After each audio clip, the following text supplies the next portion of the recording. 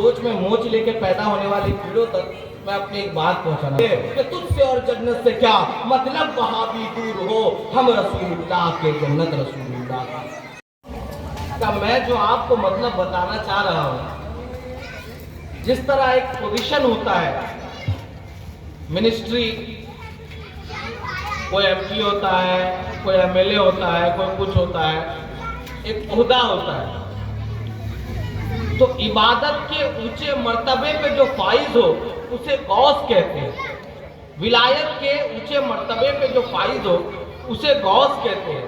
اعلیٰ حضرت کیا فرماتے ہیں کہ حضور غوث اعظم کی بارگاہ میں کہ تو ہے وہ غوث کہ ہر غوث ہے شہدا تیرا، یعنی آپ ولایت کے اس مرتبے پہ فائز ہے اور ایسے ولی ہے کہ اس مرتبے تک پہنچنے والا، اس مرتبے پہ غوثیت کے مرتبے پہ فائز ہونے والا ہر بندہ آپ کا عاشق، ولایت کے مرتبے پہ پہنچنے والا ہر ولی آپ کا عاشق ہے۔ اور کہا تو ہے وہ گیس کہ ہر گیس ہے پیاسا تیرا، گیس کا معنی ہوتا ہے بارش۔ فرما رہے ہیں کہ حضور سیدی غوث اعظم رضی اللہ تعالیٰ عنہ وہ کرامتوں کے، ولایت کے، پاور کے، حضور پاک علیہ السلام کے دین کی حفاظت کے، ہر چیز کے، ہر طرف سے، جدھر سے دیکھیے ہر طرف سے، ہر اعتبار سے جس بارش کی ضرورت پڑی مذہب اسلام کو، وہ غوث اعظم رضی اللہ عنہ وہ بارش ہے، اور آپ ایسی بارش ہے کہ بارش بھی آپ کا پیاسا ہے۔ اور آگے کیا فرماتے ہیں کہ نبوی خر علوی کو بطولی معدن، نبوی خر، نبوی خر علوی کو بطولی معدن۔ نبوی کو کا معنی ہوا، نبوی خر کا معنی ہوا، خورشید سے معنی سورج کہ نبوت کی روشنی۔ دیکھیے ایک آپ پرٹیکولر ایک کیا کہتے ہیں جنرل نالج کی ایک بات سمجھ لیجئے کہ لال جو ہوتا ہے وہ بہت خوبصورت ہوتا ہے، بہت چمکدار ہوتا ہے، لیکن لال کے پیدا ہونے کا ایک پروسیس ہے، بننے کا ایک پروسیس ہے کہ سورج ایک پرٹیکولر اینگل سے پہاڑ کی ایک پرفیکٹ اینگل پہ پڑتی ہے، اور زمین کا وہ ایک پرٹیکولر حصہ رہتا ہے جس پہ صحیح وقت پہ، صحیح موسم پہ، صحیح ٹائم پہ سورج کی روشنی پڑے، تب اس میں وہ روشنی پڑنے کے بعد لال بنتا ہے۔ تو اعلیٰ حضرت فرماتے ہیں نبوی خر، حضور پاک علیہ السلام کی نبوت کی تجلیوں سے، کی روشنی سے پیدا ہونے والی زمین، اپجاؤ ہونے والی زمین۔ پھر کہا کہ علوی کو، مولا علی کرم اللہ وجہ الکریم کی پہاڑ، ان کی شجاعت والی پہاڑ، اور کہا کہ بطولی معدن، یعنی حضرت فاطمہ الزہرا کی زمین۔ یہ سمجھ لیجئے کہ نبی حضور پاک علیہ السلام کے نبوت کے تجلیوں سے پلنے والا، حضرت علی کی قوت اور شجاعت کے اندر پرورش پانے والا، اور حضرت فاطمہ الزہرا کی شفقت میں جو ہے پرورش پانے والا۔ اس کے بعد کیا کہا، نبوی خر علوی کو بطولی معدن، حسنی لال حسینی ہے چمکنا تیرا، یعنی کہ آپ حسنی بھی ہے اور حسینی بھی ہے، اور آپ جو چمکے یہ جو ہی نہیں چمکے، آپ حسنی اعتبار سے بھی چمکے ہوئے، حسینی اعتبار سے بھی چمکے ہوئے۔ ایک چیز اور آپ سمجھ لیں، دیکھیے کہ نہ تقریر کرنے کا موڈ بن رہا ہے، نہ بات کرنے کا موڈ میں خود کنفیوز ہو کے کروں کیا، لیکن اب جب شاہد بھائی نے ڈیوٹی دی ہے تو ڈیوٹی تو نبھانی پڑے گی اور اپنا نام چوکڑی میں ڈالنا پڑے گا۔ ایک بات آپ سمجھ لیجئے کہ ہر چیز کی ایک ڈیفینیشن ہوتی ہے۔ ابھی ہمیں ہمارے حضرت آئیں گے، حضور پاک کی کرامت بتائیں گے، حضور غوث پاک کی کرامت بتائیں گے، اتنا ٹائم تو میرے پاس نہیں ہے۔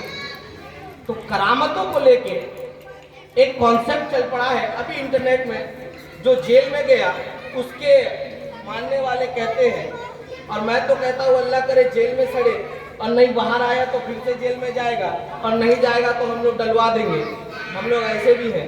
تو وہ جو جیل میں گھسا ہوا ہے، کوئی پلمبر ہو، کوئی انجینئر ہو، کوئی بھی ہو، اس کے علائقہ اس کے ماننے والے کہتے ہیں کہ ایسے کیسے ہو گیا، مردہ زندہ کر دیا، غوث پاک کا ایسا کہیں ہوتا ہے کیا؟ ارے ایسا کیسے ہو گیا، کشتی کیا، کچھ بھی سنی مولوی مطلب کچھ بھی، सुन्नी मुफ्ती मतलब कुछ भी, सुन्नी आलिम मतलब कुछ भी। तो वो सोच में मोच लेके पैदा होने वाले कीड़ों तक मैं अपनी एक बात पहुंचाना चाहूँ कि तीसरा पारा भी पढ़े कभी। कि आपने वो वाकया नहीं पढ़ा कि हजरत इब्राहिम अलैहिस्सलाम को हुक्म हुआ कि परिंदों को ज़बह करो और पहाड़ों पे रख दो कीमा करके। उसके बाद जब नाम लिया तो परिंदे वापस आ गए।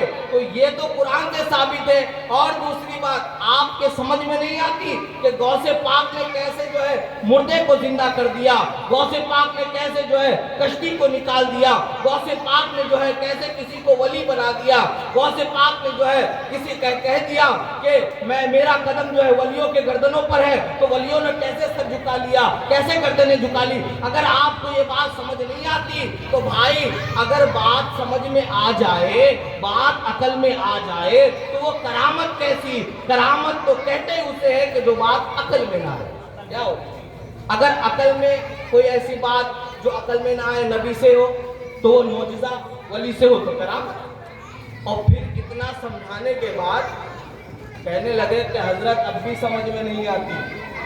जी कहते हैं अब भी समझ में नहीं आती। तो मैंने कहा कि बात समझ में आती तो तू सुन्नी नहीं होता। बात अगर समझ में आती तो तू सुन्नी नहीं होता। सुन्नी तो होता ही वो है कि हुजूर की शान बयान हो तो भी लब्बैक, गौसे आजम की शान बयान हो तो भी लब्बैक, किसी आलिम की शान बयान हो तो भी लब्बैक। हम शान ढूंढ ढूंढ के बयान करते हैं और तुम जो है शान ढूंढ ढूंढ के इंकार करते हो, तो तुम मुनकिर हो, मुनकिर रहोगे। और आला हज़रत फरमाते हैं मुनकिरों के लिए कि तुझसे और जन्नत से क्या मतलब, वहां भी दूर हो हम रसूलुल्लाह के, जन्नत रसूलुल्लाह का। और मैं आपसे बड़ा ही अफसोस के साथ बड़े ही ये बात कहना चाहूँगा कि देखिए इन बच्चों को, देखिए इन बच्चों को,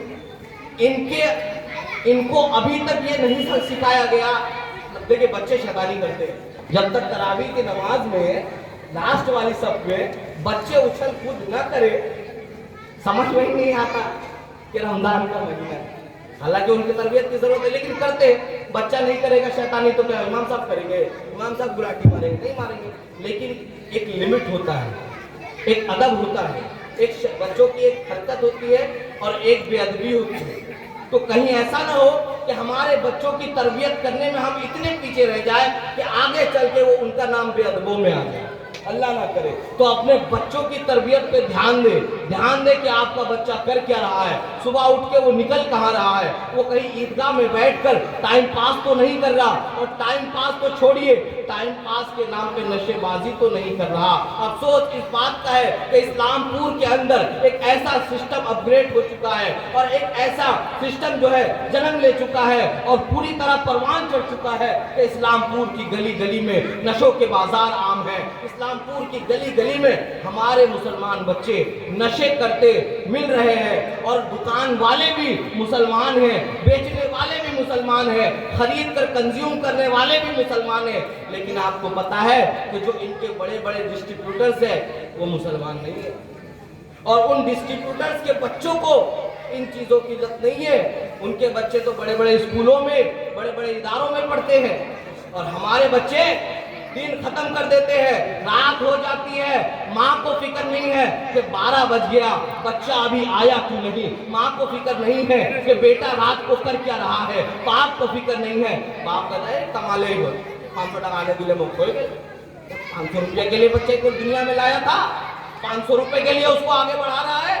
500 रुपए लेने से जिंदगी तेरी गुजर जाएगी। याद रखो, आज बच्चे का 500 रुपए ला के देना तुम्हारे हाथ पर, जब उसने तुम्हारे हाथ पे 500 रुपए दिया और तुम खुश हो गए, तुमने उससे पूछा नहीं कि बेटा पैसा कहाँ से लाया है, चोरी करके लाया है, डाका डाल के लाया है, किसी की चीज बेच के लाया है, बता कैसे लाया है, तुमने नहीं पूछा। वो 500 रुपए देखकर तुम खुश हो गए। याद रखो, वो 500 रुपए तुमने देखकर तुम खुश हो गए, ये ना पूछा कि हलाल है कि हराम।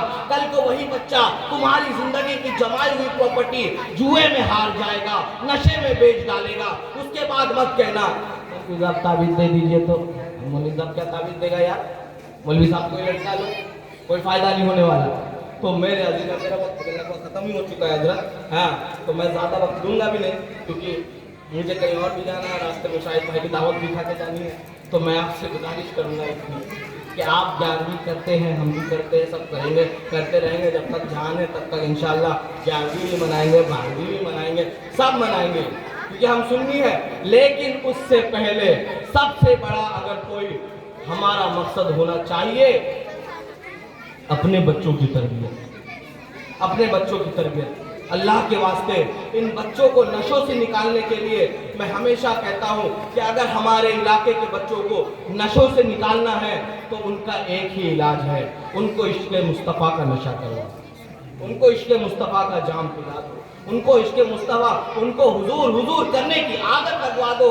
اس کے بعد اگر ان کو حضور صلی اللہ علیہ وآلہ وسلم کے ناموس کے لیے مرنا آ گیا تو کبھی بھی وہ کسی نشے کے لیے نہیں مریں گے, نہ ہی کسی سے جھگڑیں گے, نہ ہی کسی سے الجھیں گے, نہ ہی آپ کو گالی دیں گے, نہ سماج میں کلنک بنیں گے.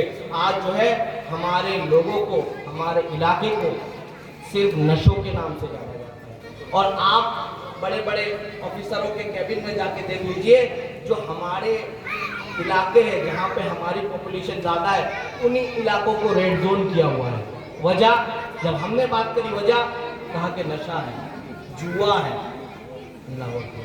نشہ اور جوا کے وجہ سے ہم کو ریڈ زون کر دیا گیا. تو میرے عزیز بھائیوں میں کیا کہوں, میری کیا حیثیت, میری کیا اوقات, میرے بڑے بیٹھے ہیں, یہ لوگ آپ سے باتیں کریں گے. میری آپ سے گزارش ہے, درخواست ہے, التجا ہے, اپنا چھوٹا بھائی بیٹا سمجھ کر میری بات کو اپنے دل میں رکھ لے اور اس چیز کا عہد کر لے کہ ہم کچھ بھی کریں گے, بھوکا رہیں گے, لیکن اپنے بچوں کی تربیت پہ دھیان دیں گے, ان کو نشوں سے دور رکھیں گے. بس کسی ہم سے نہ کرے, ہمارے بستی سے نہ کرے. اگر کسی ادرس محلے میں بھی جا کے بد کلامی کر رہا ہے تو بھی اس پہ ایکشن لیں گے تاکہ وہ آئندہ ہم پر نہ چڑھے. اللہ پاک ہمیں اور آپ کو حضور غوث اعظم کے فیضان سے مالا مال فرمائے, کہ دیجیے آمین. اور جن لوگوں نے اس جلسے کا انتظام کیا, اس میں محنتیں کی, اللہ پاک تمام کے جائز مقاصدوں کو پورا فرمائے. وما علینا الا البلاغ المبین. السلام علیکم.